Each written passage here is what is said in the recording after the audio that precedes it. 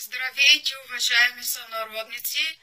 Аз съм Мариола от Доран Колак и се включвам в този тъй тържествен ден, за да ви честитя. Честито Баня, понеже тази година изборите съвпаднаха и с деня за къпане. Ако ме питате аз как съм гласувала, май да не ме питате, аз пак ще ви кажа.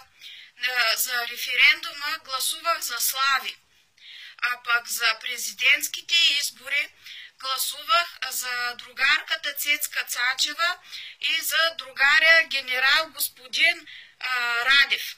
Защото мисля, първо, че само те ще успеят да оправят България и второ, за да дам тъй едно рамо на Библията, където, както вече знаем, е написано от Нострадамус, че руса жена ще оправи България.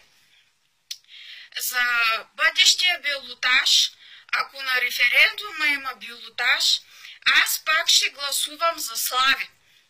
Защото той е човек, който ще напробуди и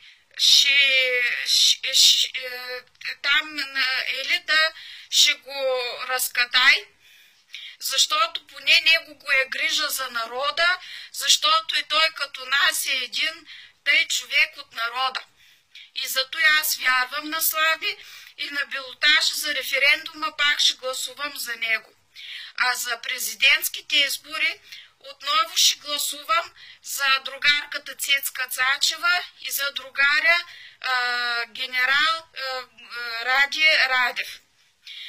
Казаха ми днеска, че то така не можело, обаче ето, че може, защото и двамата сега ще се явят на балотаж и като им помогнем, и двамата ще станат президенти на страната, което според мен ще е много хубаво, положително и позитивно за в бъдеще. Призовавам и вас така да направите. Благодаря за вниманието и до нови срещи!